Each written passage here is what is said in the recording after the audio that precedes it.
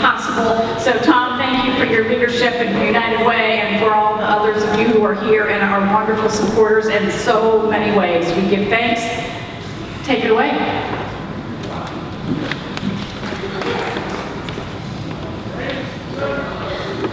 Welcome, friends and family, to the 2017 Grace Freedom School finale.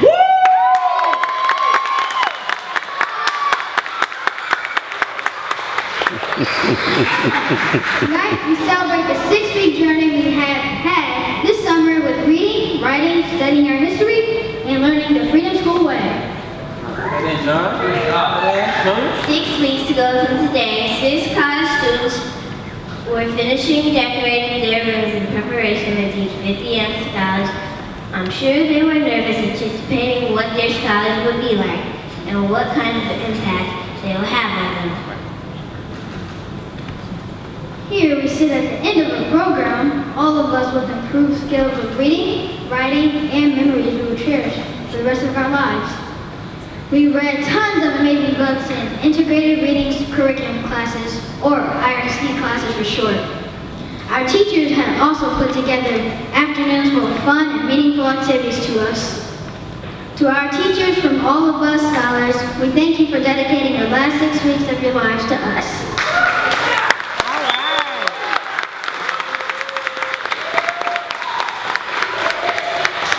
I hope you are all prepared to be entertained, for we have a jam-packed night of amazing performances to showcase everything we have learned this summer.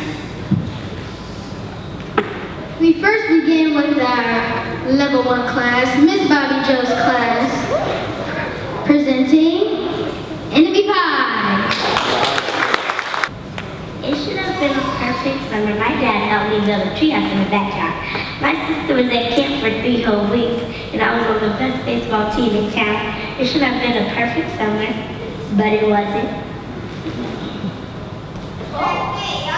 What? Here. Down low.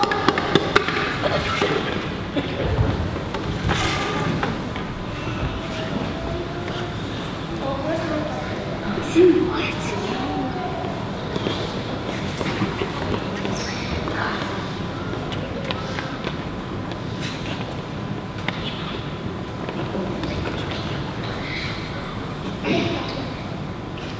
Dad understood stuff like enemies. He told me when he was my age, he had enemies too, but he knew of a way to get rid of them.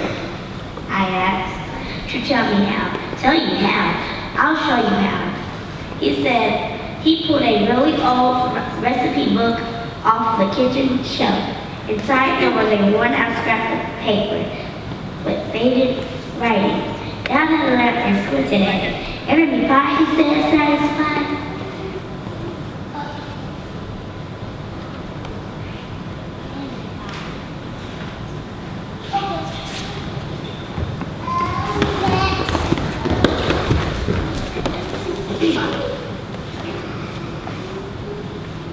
When Jeremy opened the door, he seemed surprised. He stood on the other side of the screen door.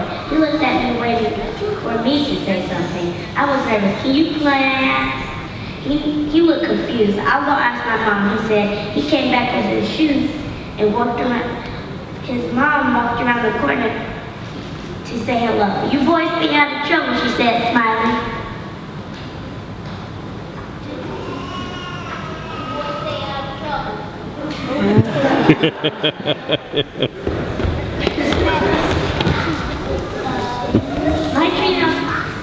My treehouse was my treehouse. I was the boss of it. If my sister wanted in, I didn't have to let her. If my dad wanted in, I didn't have to let him. And if Jeremy wanted in, can we go in, I asked. I knew he was going to ask me that.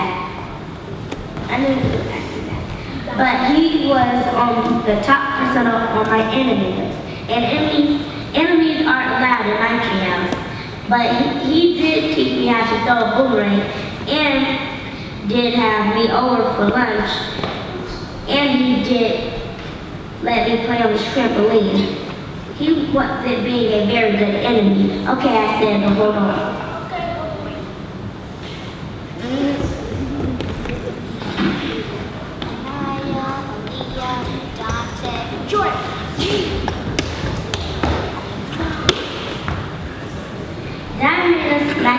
and cheese for dinner.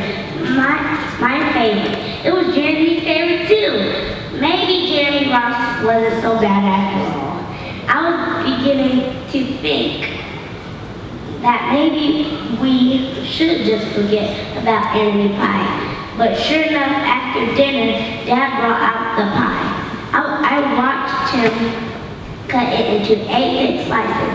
Dad, I said, it sure is having a new friend in the neighborhood. I was trying to get his attention and trying to tell him that Jeremy Ross was no longer my enemy. But Dad only smiled and nodded. I think he thought I was just pretending.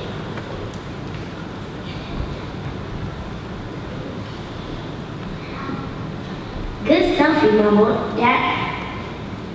Good stuff, he mumbled through a mouthful, and that was all he said. I sat there watching them eat enemy pie for a few seconds. Dad was laughing, Jeremy was happily eating, and neither of them was losing any hair. It seemed safe enough, so I took a tiny taste. Enemy pie was delicious.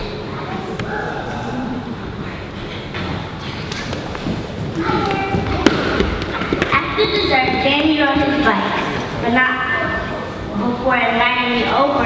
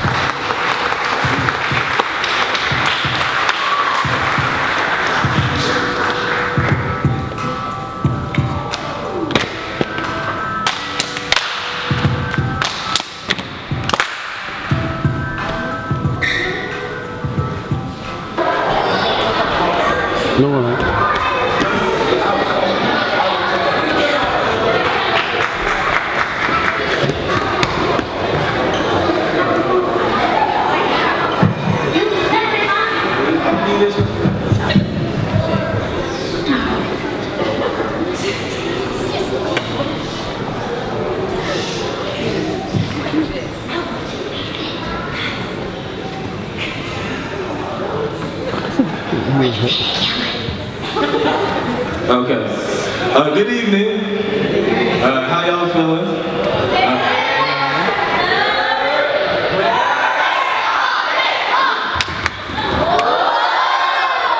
All right. Okay. Well,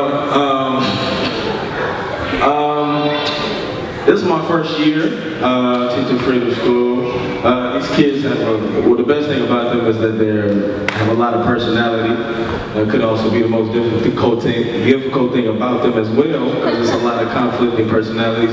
But before I even met them, I loved them like right on, you know what I'm saying? And I had fun teaching them, and we about to get turned for it. Y'all ready to get hyped?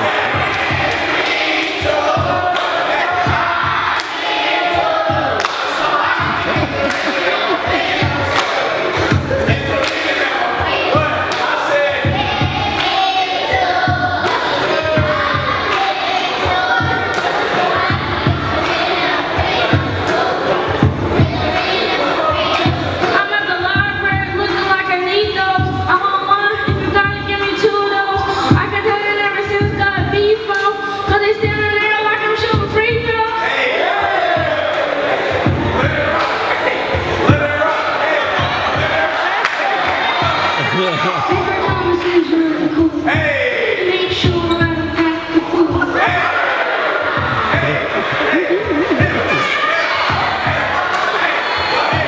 High fun and freedom school.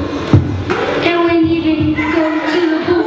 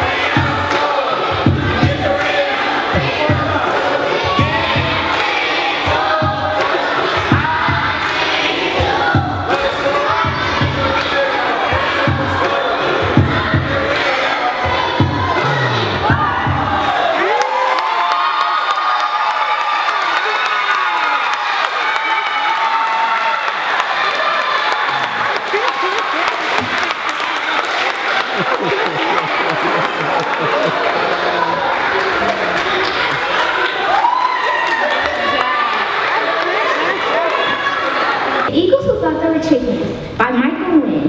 A discovery of the chickens who thought they were the eagles who thought they were chickens.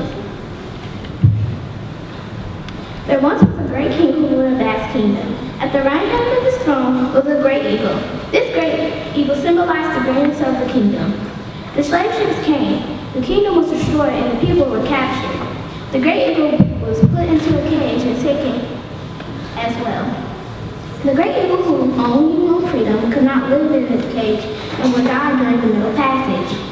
The shipmate went to the captain of the slave ship and said, "Captain, the great eagle has died. However, she has laid 3 eggs." The captain laughed and said, "Ha! Put those eggs in for chickens." The captain knew that this great eagle was the symbol of the people whom he had captured. These eggs would be hatched and raised as chickens, as a symbol of the captain's conquest. In the chicken yard, the eagle eggs were taken to the lactation and placed with the chickens. Soon the eggs hatched. The chickens laughed at the baby eagle, saying, "Ha ha ha, what ugly chickens. Look at their big heads and short necks. Look at how long and ugly their wings are." The baby eagles were bullied by the chickens, not knowing of the greatness of their culture and heritage, and they lived with their heads down. Another eagle was captured. The slave ship made another journey from America to Africa. Another kingdom was overthrown, and another great eagle was captured. However, this eagle survived, and its wings were clipped, and he was thrown into the chicken yard. But the spirit of the eagle was not broken, and he would flap his wings desperately trying to fly. The chickens laughed. Ugly chickens. And they taunted the eagle, saying, "What are you trying to do? You dumb, ugly chicken. Chickens can't fly." But the eagle responded, I am not dumb or ugly. I am certainly not a chicken. The great eagle turned to the other eagle and said to them, we are not chickens. We are born to soar through the clouds. We are not chickens. We are born to soar through the clouds. We are the symbols of a great and proud people. He then turned to the chickens and yelled at him, be quiet, you foolish chickens. The chickens ran to the roosters and told them of the confusion that this ugly chicken was causing. The roosters whined over the chicken yard when they heard of this arrogant chicken. They went to stop his boasting. But the eagle spoke boldly at the rooster, saying, how dare you call me a chicken? I am an eagle. The roosters attacked him, pecking and clawing at the eagle until he lay on the ground, beaten and defeated. The roosters and chickens laughed at him. One of the roosters turned to the other eagle and said, cause any trouble and you're next. The eagles were afraid of the roosters, bowed their heads and turned and walked away. The great eagle dragged himself into a corner of the chicken yard, where he lay beaten and defeated. One day in the chicken yard, weeks later, the young eagle noticed that the great eagle was no longer lying in the corner. Commotion filled the chicken yard as everyone wondered what happened to that ugly chicken.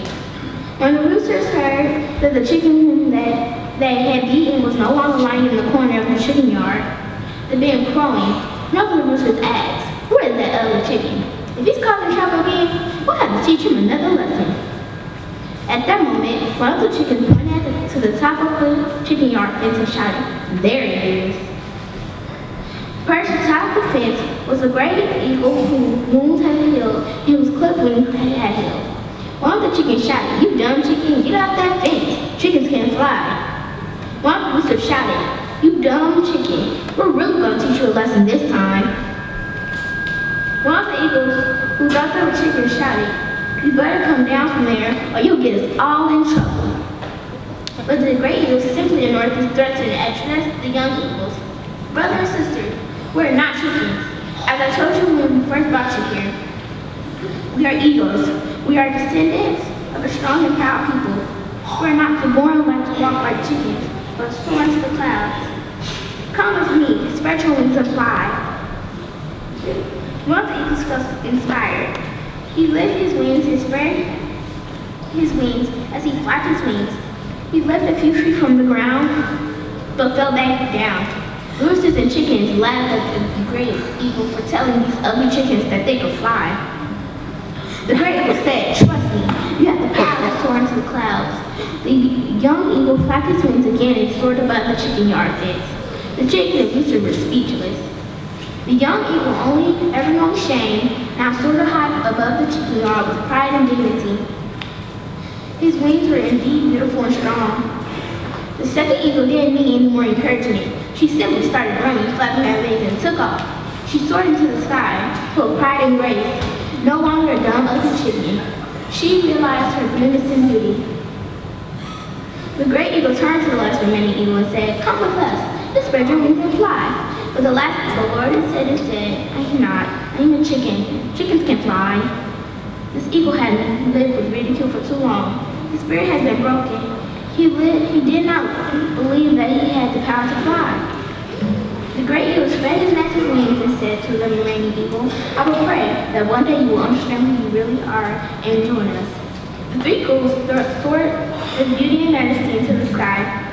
Come with us. Come. We must journey throughout this land. There are many eagles living as chickens. Their wings have been clipped and their spirits has been broken. Since that day, eagles have been soaring throughout the world, helping others to believe in their beauty, their brilliance, their potential, and their extraordinary possibilities in their lives. The end.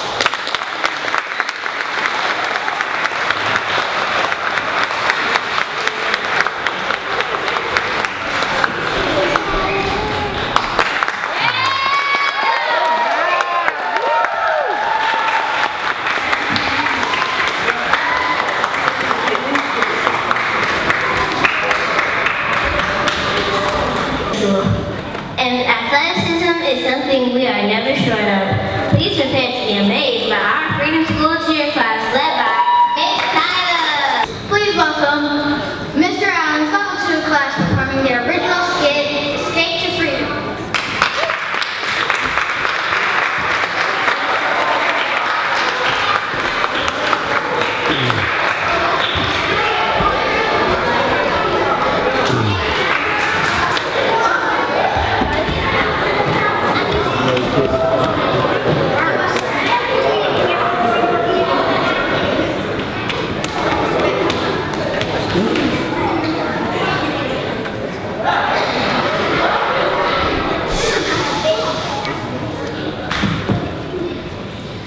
A family of slaves were doing their chores on a hot day. The father, named James, was picking cotton in the field. Their son, John, was doing the same thing.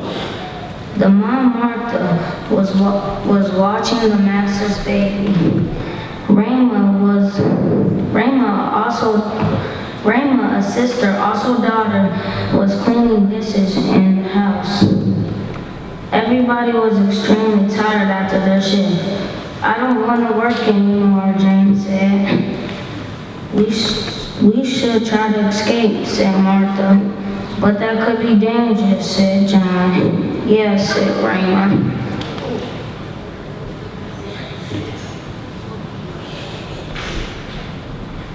Let's take the risk, said James. So they came up with an escape plan.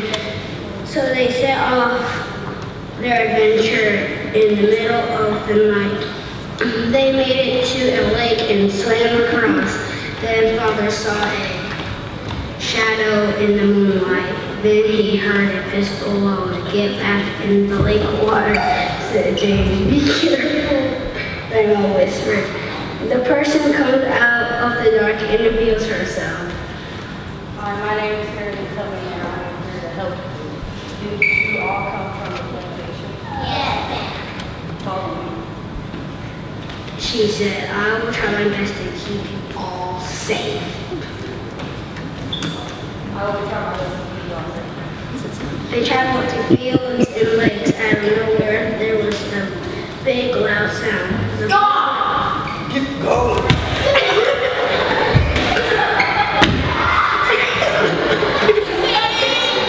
fell down and started to cry loud.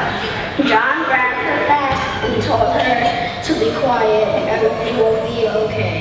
Finally, after days without eating, they made it to the wild. After a while, they all started to love each other.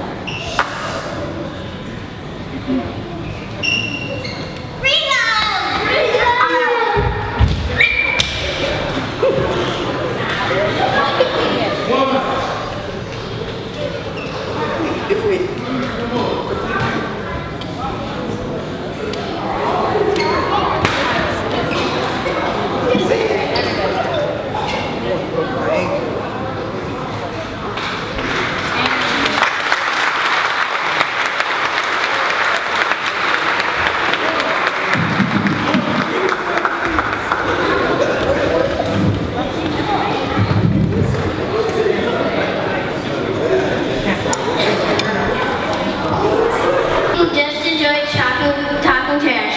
Most of the time they don't have any substance to back up their empty words. Here at our Freedom School, we have a line of scholars that can back up anything they say with,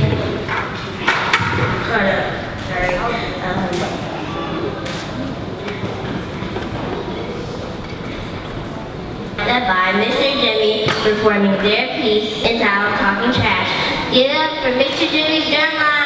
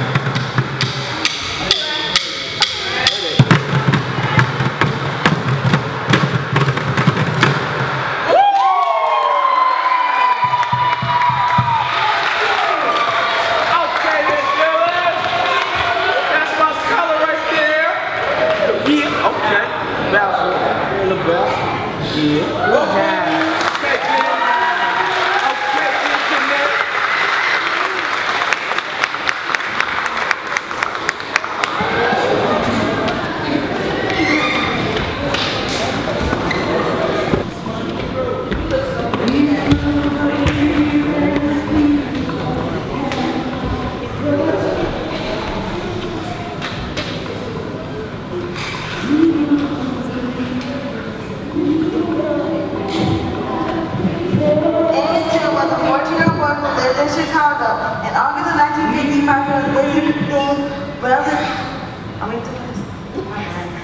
visiting relatives in Mississippi there. Amos spoke to Carolyn Bryant, a white woman at a grocery store.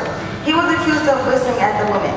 Several nights later, Till was abducted from his uncle's house by Cullen's husband and brother. Emmett was beaten, mutilated, and shot in the head.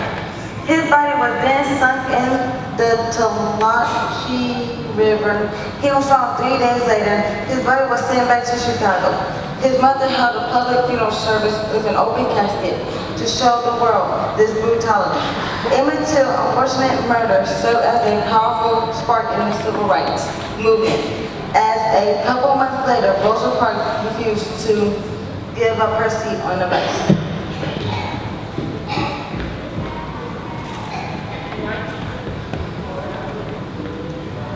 In 1963, Birmingham was known as one of the most racist cities in the South.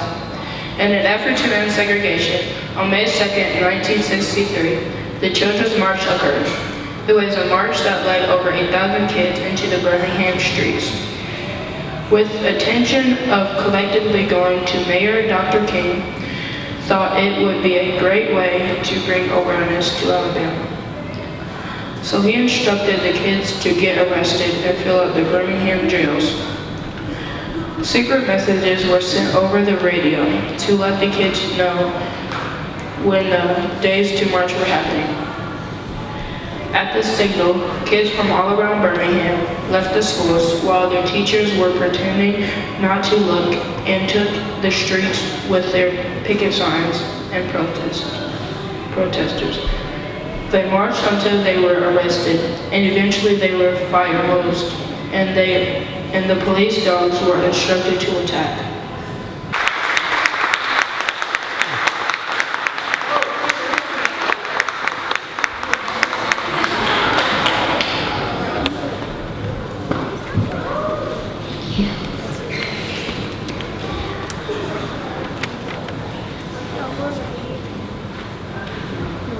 Our final performance for the night is our Freedom School poetry class. For the past 2 weeks, Mr. Thomas has taught 10 scholars the art of spoken word and the power of using our skills of reading and writing to inspire greatness out of others and ourselves. Please welcome to the stage our Freedom Poetry class.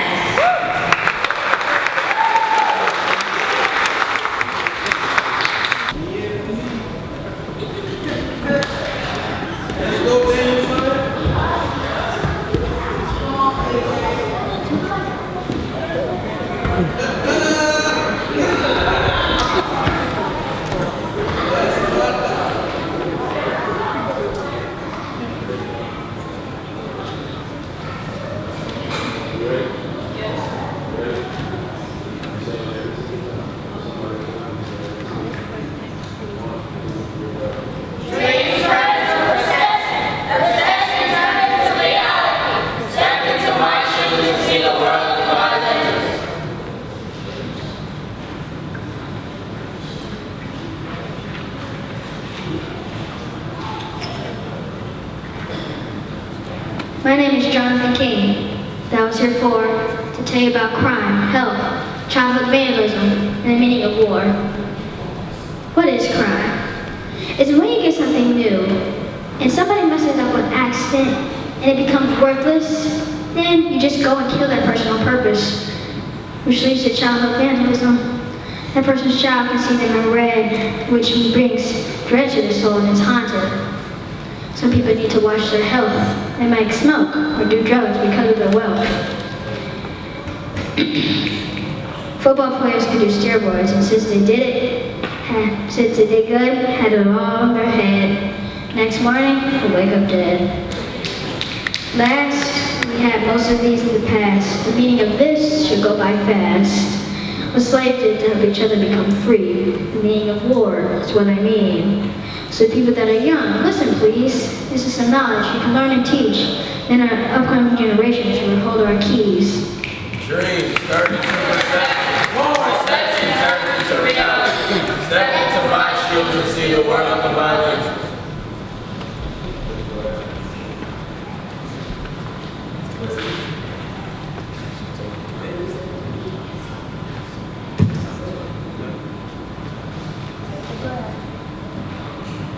Goodbye, Dope. You have killed enough. This is your last day. You are finally going on your way. You are taking many careers, but you will not take mine. I have no fear. You have tried to take family and friends, but God has kept them near. All of that has been pretty rough. Goodbye, Dope. You have used my community enough.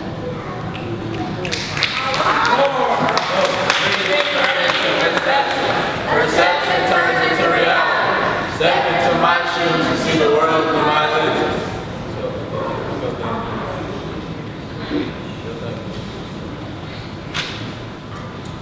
Hey, son. Let's go.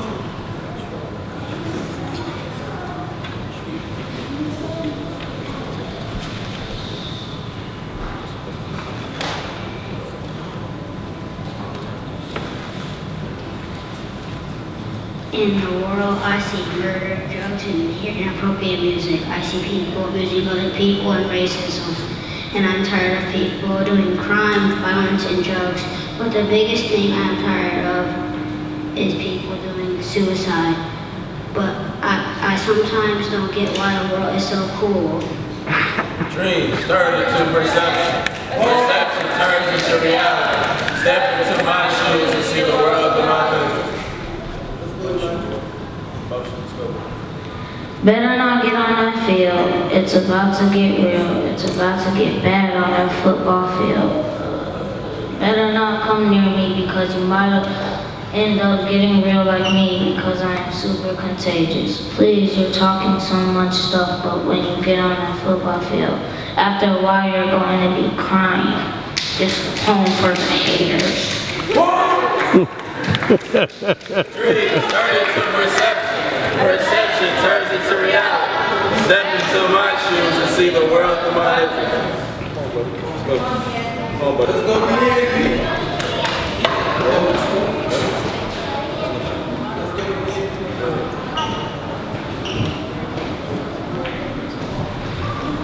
I like to go and play on a beautiful day. I want to play a basketball game, but I hope it don't rain.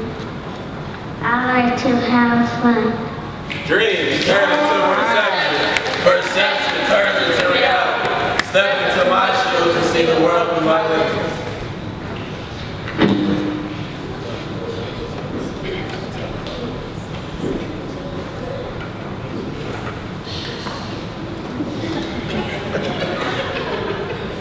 In my world, I see the world as a cruel, dangerous place. I see people hurting other people for what they look like. I see war and violence. I see people abusing each other. There's honestly more violence than peace and harmony.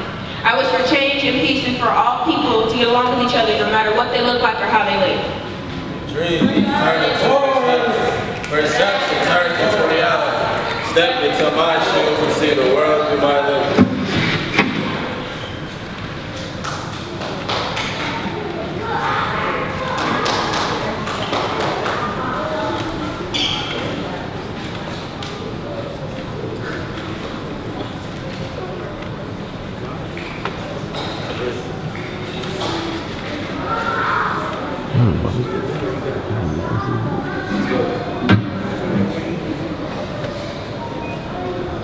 I see drugs and murder and crime. I sometimes hear inappropriate music in sports and families. I see an introduction. I see people abusing children. We don't see the world the same way. But it doesn't change that we both have lenses. Play with me, I do not care, but I still have lenses. But the older I get, the wiser I become. My problems turn into my life. But it don't matter because When I die, I get a new pair of lenses. Dreams turn into perception. Perception turns into reality. Step into my shoes to see the world of my vision.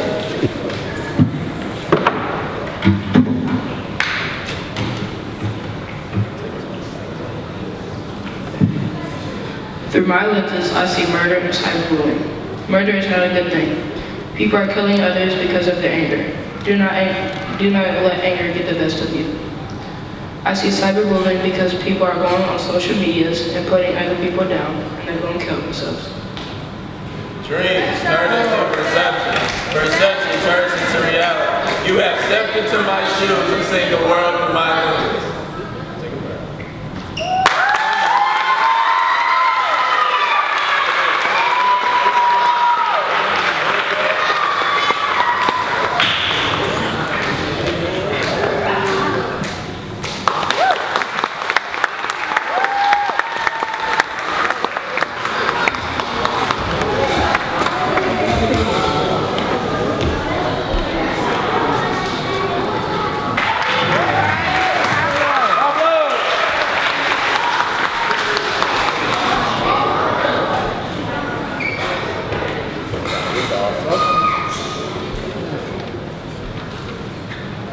Great performances, scholars.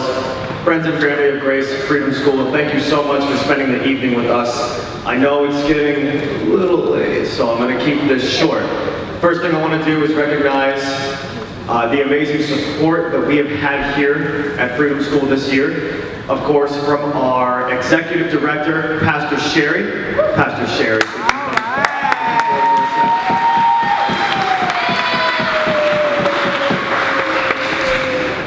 Yeah, best sir, yeah. There is a lot that goes on behind the scenes of Freedom Schools to make sure that the kids get fed, that we have field trips, that everything logistically is taken care of. So thank you so much for your support, and we have a gift. Small token of appreciation for you.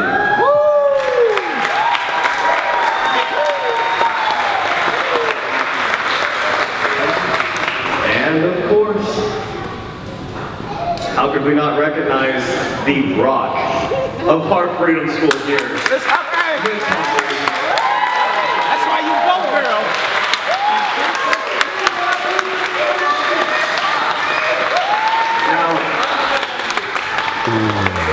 Now Miss Humphrey, we all know what Miss Humphrey can be like. You know what? We all love her for it. We all love her for it. Thank you so much for supporting all of us. You've been a mentor to me, a mentor to the 6 amazing SLIs that we have had. Thank you so much for your support. We have a very small token of gratitude for you. Yeah.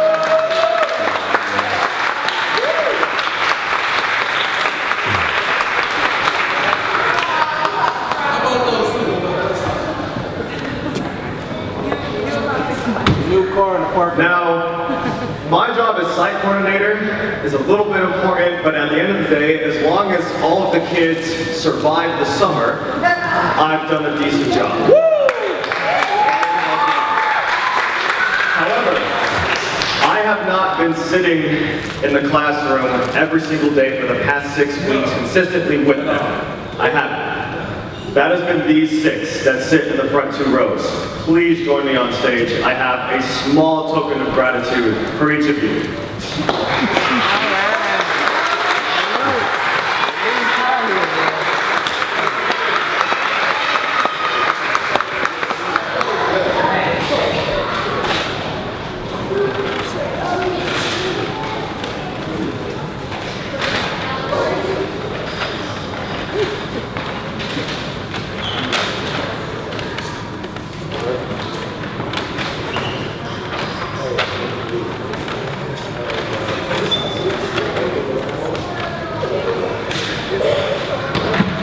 Seriously, this staff right here,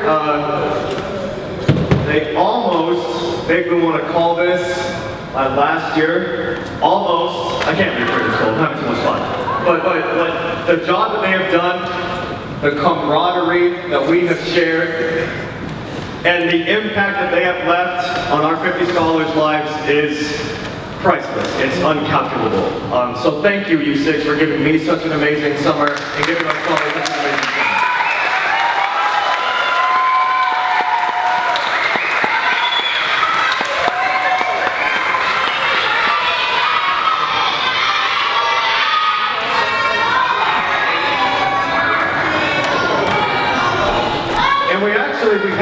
And thank you so much.